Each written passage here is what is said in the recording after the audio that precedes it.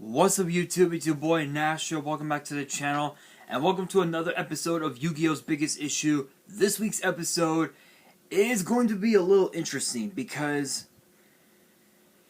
if you guys remember the Waking the Dragons arc, Season 4 of the Duel Monsters anime, you will know that the Pharaoh, or Yugi, is it the Pharaoh? Yeah, the Pharaoh used a specific certain cards against Raphael in their first encounter.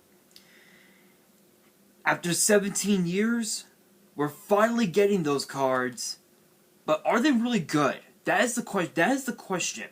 Are they really good? And what cards am I talking about? I am talking about the Kuriboh brothers and the spell to summon them. Yes, we finally got them in print. It took long enough, but are they really good? I mean, I know that there are some people, who have said that they're really good, but I don't see it that way. I honestly don't. So let's actually look at the cards first. So first up, we have Kuriboh, which is spelled Kuribah. Which is a 1-star Dark Fiend with 300 attack, 200 defense. I think all the other Kuriboh brothers have that. Yeah, all the 1-star Kuriboh brothers have the same attack and defense. So I'm not even gonna give real their stats after this one, but it says this card is always treated as a Kuriboh card. You can only use this card's name's first effect once per turn. When this card or a Kuriboh monster you control is destroyed by battle, you can special summon a monster with 300 attack and 200 defense from your deck, except Kuriboh. So in that case, you're basically able to summon Kuriboh, basically, or any Kuriboh monster that you want. Which again, it's not too bad. I think you can summon it. I don't think you're able to summon it from the deck. It doesn't really. Wait, oh, from your deck, yeah, okay, yeah. So you can basically summon any Kuriboh from your deck, but the problem with that is the fact that given the fact that Call by the Grave is now limited to 1, Ash Blossom is gonna be in full effect with that first effect. So there's really no sense in using that first effect, let alone the second effect, which says, I swear that dog needs to shut up. So the second effect says you contribute this card you control plus 4 monsters from your hand and or field, 1 each, which is Kuriboh, Kuribah, Kuriboh. Special summon Babylon from your hand, deck, or graveyard, which is actually the last monster in this line that I'm going to talk about here in a second. So it is true that it technically is a, I guess in a way it's kind of like its own polymerization, I guess, because you're fusing them together in a way to summon Babylon, but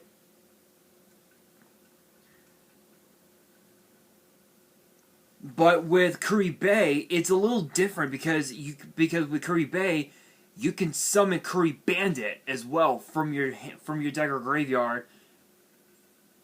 You can basically add, you can actually add Bandit from your deck or graveyard to your hand, and then normal summon it, and then normal summon it from your hand, basically. Which I'll talk about that here in a second. So again, it's the fact that you need to worry about cards like Ash Blossom, even Ghost Ogre as well, because that it stayed on the field. Ghost Ogre will also play a interesting factor with this card. But again, I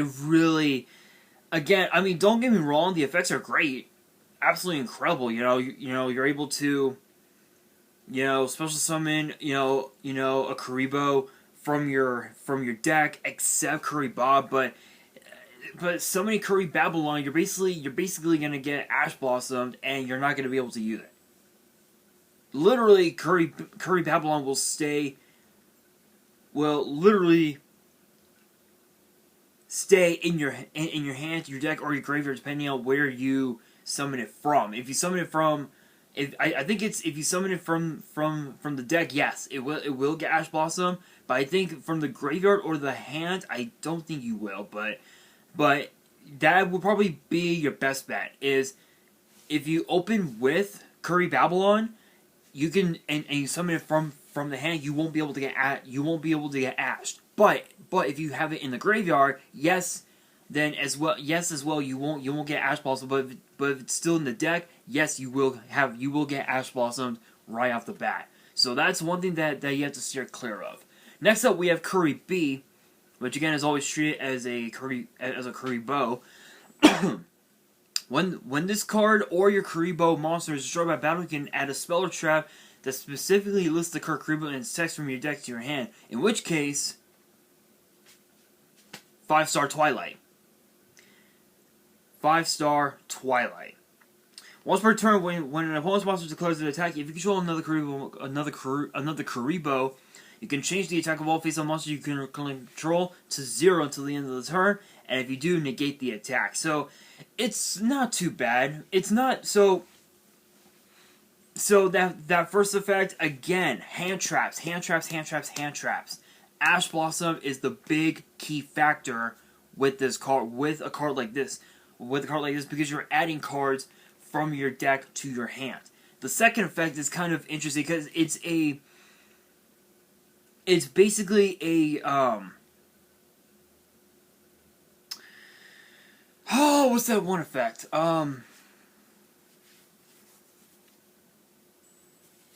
I can't think of it. I cannot think of it. I can't. I think Zero Force. I think it's gonna. I think Zero Force.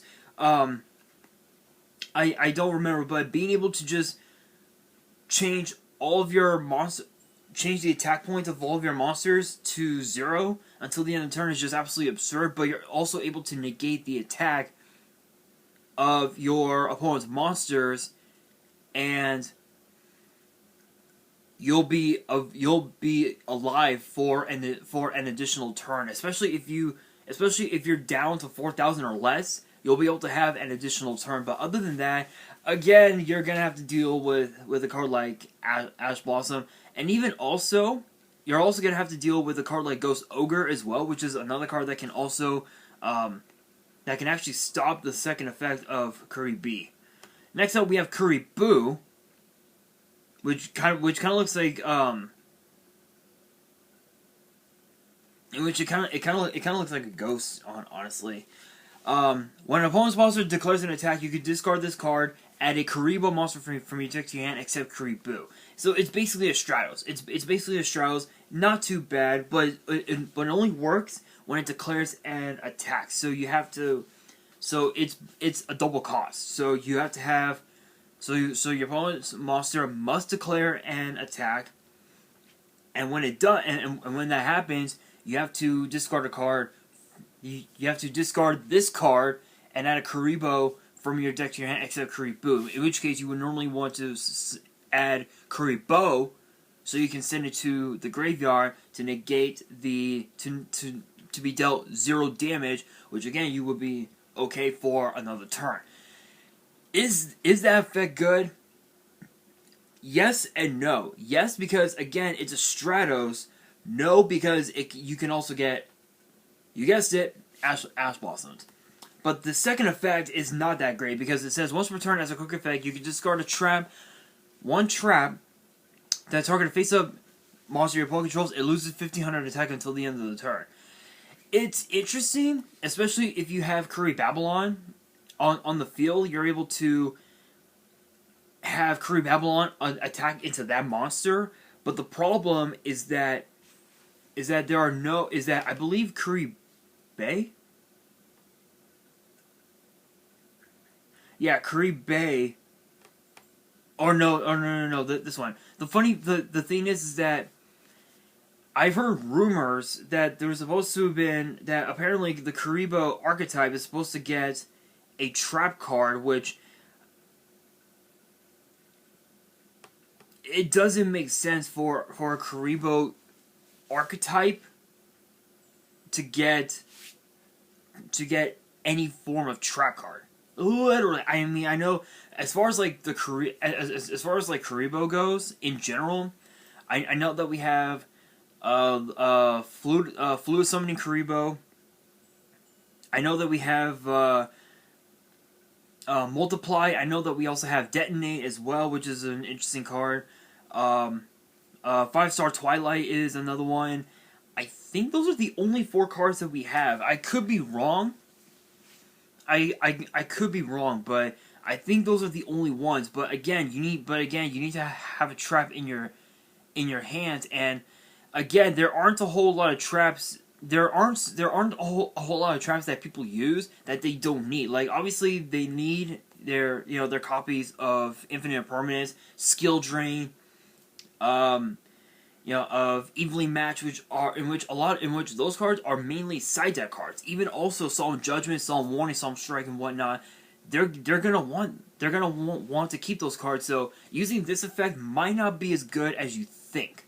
It might not be as good as you think. But we do have Kuriboh, which is again the same thing. 1-star Dark Fiend, 300, 200. The first effect says, as a quick effect, you can discard this card and target a Kuriboh you control. It gains 1500. So if you were to target, you can't. The thing is, you cannot target Curry Babylon. That's the problem. You cannot target Curry Babylon, but you can target. But if you have, like, say, Wayne's Kuriboh, which counts as a Kuriboh, you can actually give him an additional 1500. Which would be a I believe an 1800 body on board, which it's not too bad. It's not too bad. If it said you could target Curry Babylon, then yes, its attack points would be double, so it would be 3000. So it'd be a giant furball, basically, a giant furball with a horn on its head. The second effect says you contribute this card you control plus 4 monsters from your hand or field. Again, 1 each at Kuriboh, Kuriboh, and Kuriboh. Add 1 Curry Bandit from your deck or graveyard to your hand, then immediately after this effect resolves, you can normal summon a fiend from your hand. So, because that Curry Bandit is a fiend, you can also summon it. You can actually summon Curry Bandit from your hand.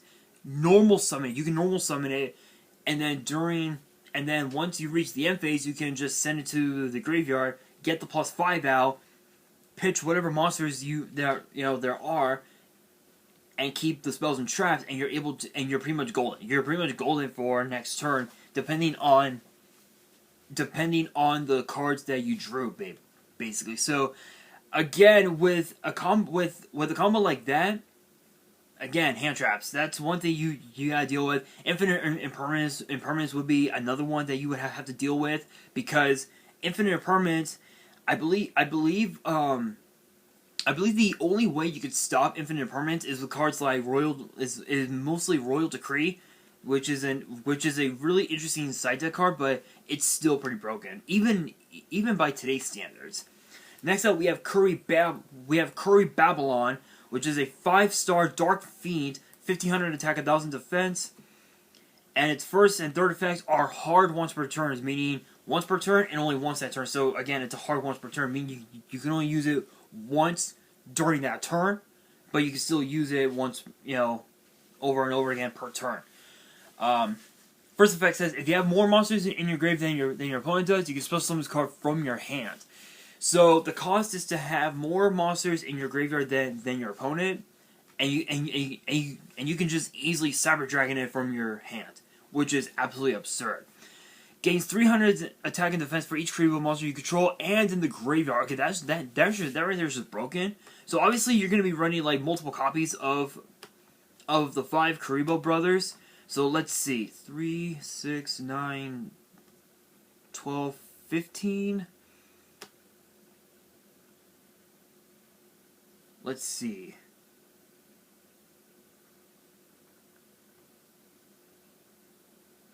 9, 18, 27, 26, 45. So basically, if you were to have all the copies of the Kuriboh brothers in your graveyard, and on the field, Babylon would literally gain could gain up to 4,500 attack, which would give it what 45, 50, which would give it 6,000 attack, which that is a giant furball. That's a giant furball. Giant furball. Don't have to say it anymore. It's basically it's its own equip, basically. And then the third effect says during your main or battle phase as a quick effect, you can return this card to the hand, and if you do, special summon one of all 5 Kuriboh brothers from your hand or graveyard in attack position. So it's a way that it's basically so in a way it's kind of like a spirit monster, but the difference is that once you return this card to the hand, you can special summon one. You can summon Kuriboh, Kuriboh, Kuriboh, Kuriboh, Kuriboh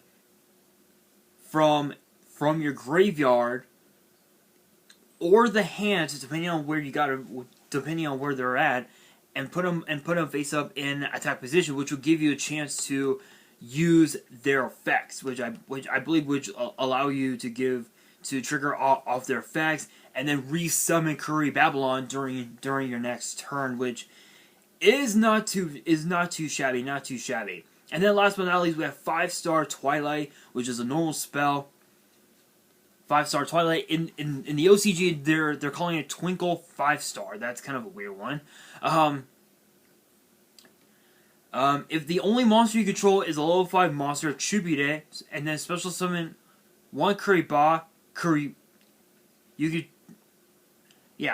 it, special summon Kuriboh, Kuriboh, Kuriboh, Kuriboh, and Kuriboh, one each from your hand, deck, and or graveyard, but they cannot be tributed for a tribute summon. What's interesting about this is that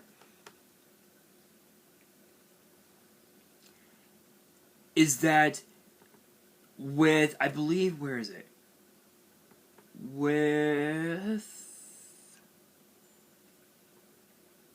Yeah, here it is. Yeah, so with Kuriboh, so if you were to activate a card like 5-star Twilight, you won't be able to activate Kuriboh's effect until your next turn. Which the thing is, if that were to be the case, Kuriboh's effect would be completely useless, and you would be wide open for an onslaught of attacks, like major onslaught. But what's interesting is that it says that it can't be used as they cannot be tributed for a tribute summon. However, you can actually use Kuriboh's effect to add Curry Bandit from your deck or graveyard to your hand, and then normal summon it, and then be able to normal summon it. So you may not be able to use Kuriboh's effect, but you can use Kuriboh's effect to add Curry Bandit, and then normal summon it to your field, and then just go all out, resummon the Kuriboh brothers, and then bypass the 5-star Twilight, and then activate Kuriboh's effect. Honestly, the one thing that I find so interesting is that it took 17 years for Konami to finally get these cards in print, but there's also two other cards as well that took so long for them to print. If you guys remember, Yu-Gi-Oh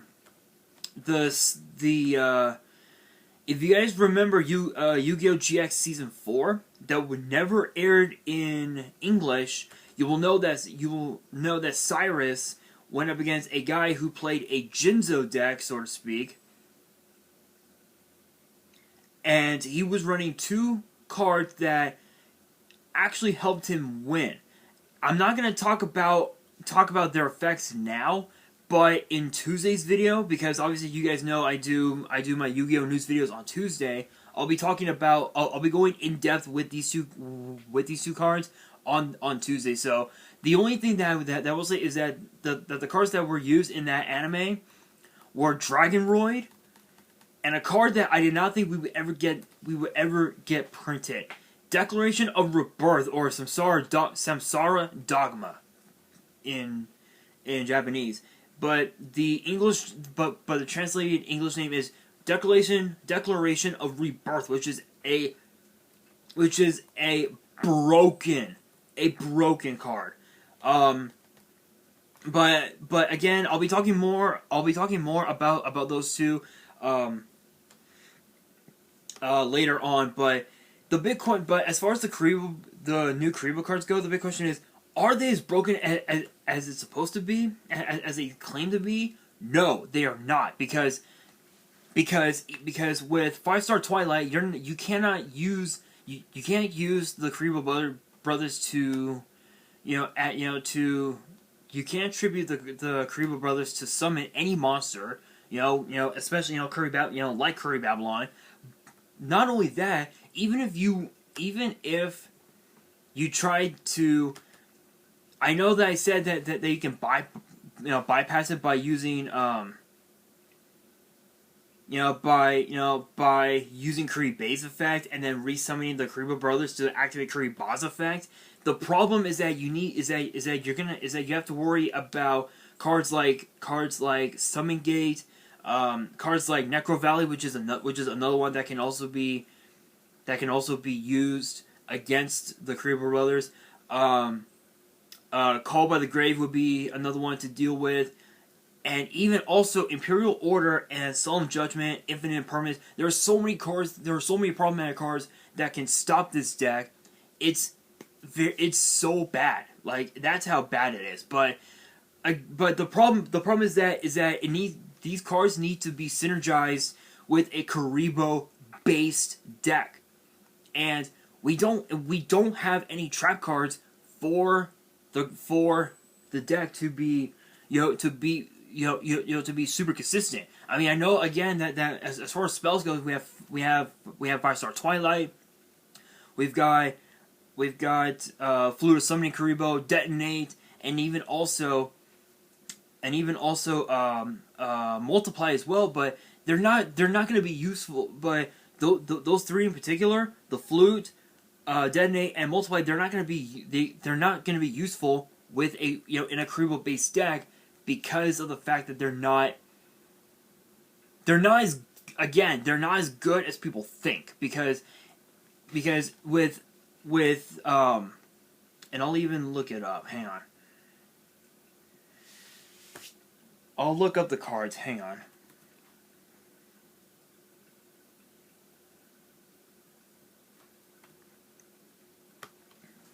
I'll show you guys why those three cards are not good.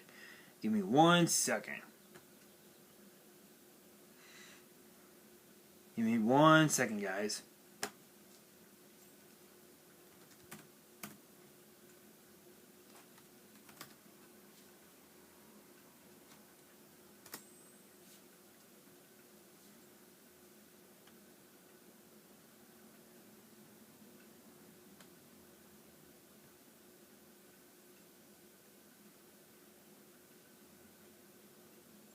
Give me 1 second, guys. I'm actually trying to look up the card. Hang on.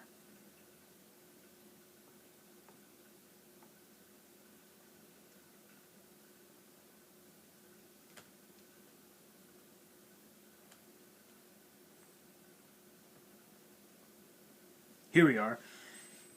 So if you don't know, Detonate says destroy as many Kuriboh and Kuriboh tokens you control as possible, then destroy cards your opponent controls up to the number of cards destroyed by this effect. Okay, so a card like Detonate, don't get me wrong, it's really good. It's really good. It's pretty good, but there are so many other cards that are better than this. Nibiru, Nibiru is one. Harpy's Feather Duster, Twin Twister, those are better than a card like Detonate. It's just that that's just how it is. That's just how it is. Flute of Summoning Kuriboh, I believe basically I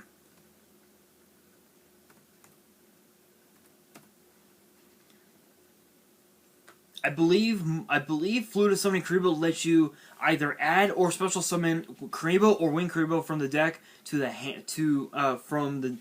I think you can either add. I think with the Fluid Summoning Kuriboh, you can either add Kuriboh or Wing Kuriboh from the deck to the hand, or special summon one of them from the deck to the field. But Multiply says tribute a face of Kuriboh, special summon as many Kuriboh tokens as possible in defense position. These tokens cannot be tributed for a tribute summon. So again, so the thing with this is that don't get me wrong, it is a token spam, but the thing is you can easily use these tokens for what you call it.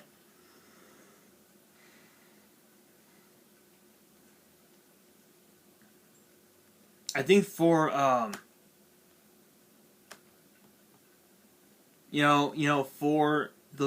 for link summoning, which that if the Kuriboh deck does become real, Multiply is gonna easily get hit because you're using Multiply to summon link monsters, which there's still quite a few link monsters that use that can actually be summoned off of tokens. There's still quite a few. I know that Firewall Dragon was one, and now it got an errata, meaning you can only use it in Cyber's decks, like Salmon Graves, Cybers themselves, even also Marine Sets, and also the Ignister deck as well, which Ignister is not gonna be that good. So, but yeah, again, it's just there are so many better cards than this. There are so many better cards than Detonate. So, but that being said, again,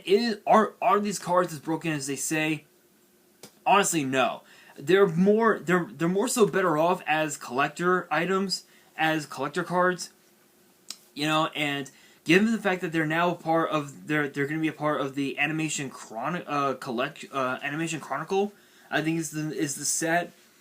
There's no doubt in my mind that these cards are going to be in potentially a Battles of Legend, maybe a